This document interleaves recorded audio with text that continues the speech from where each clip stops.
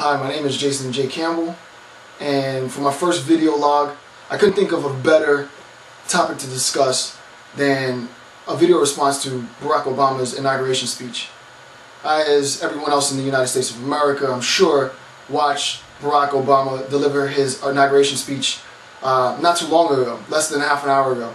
And this is just a video response to some of the ideas that he raised that struck me in his speech to America and his acceptance of the office of the 44th President of the United States of America.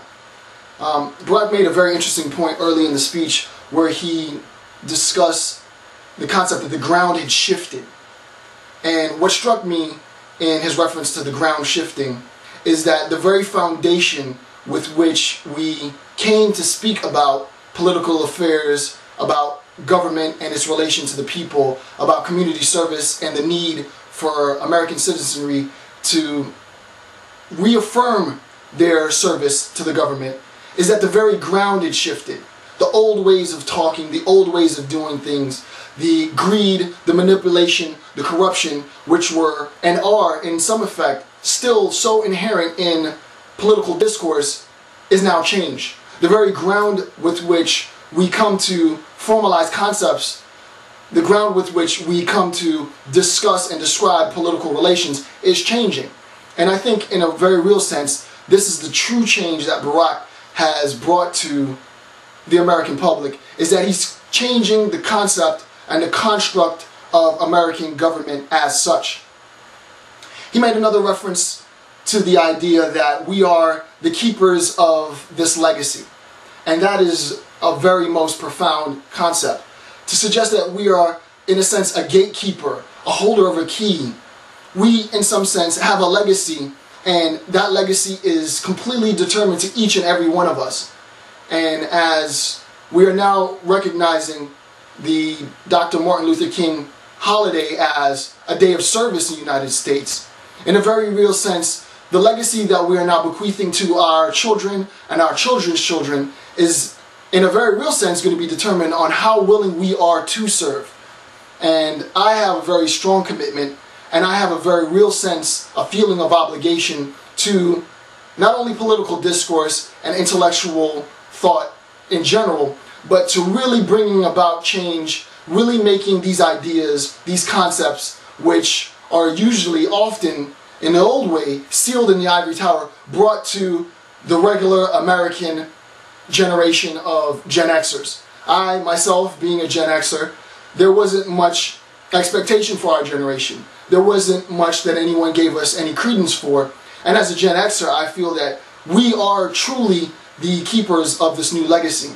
And Barack spearheading a movement, a worldwide global revolution, I think it's important for each of us to hold stake in this new legacy. The next thing that Barack said that really struck me was the idea that a country will be judged on not what they can destroy, but what they can build.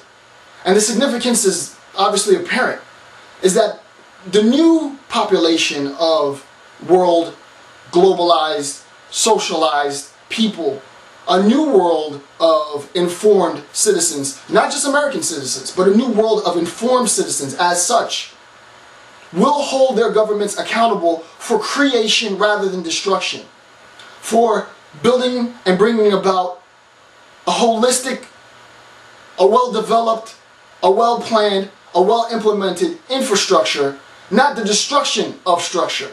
And I think that's what's so powerful about Barack and what he said, is that he is putting credence, he is giving respectability to creation and not destruction.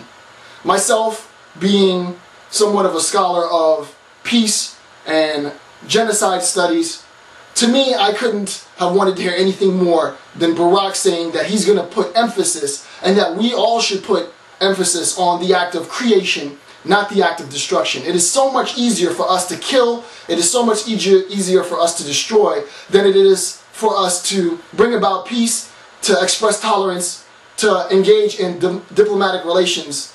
And I just want to praise Barack for that line. And then lastly, what really struck me was the distance that we have traveled.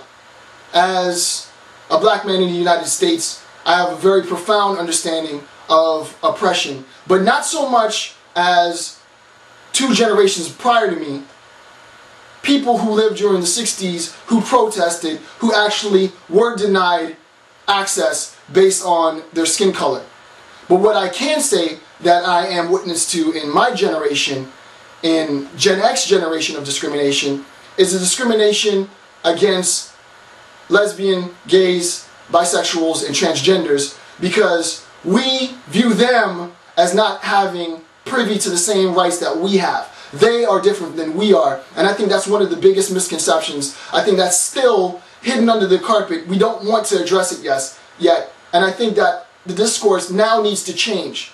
Though racial discrimination and prejudice will surely never go away, we can at least say that today marks a landmark in racial equality.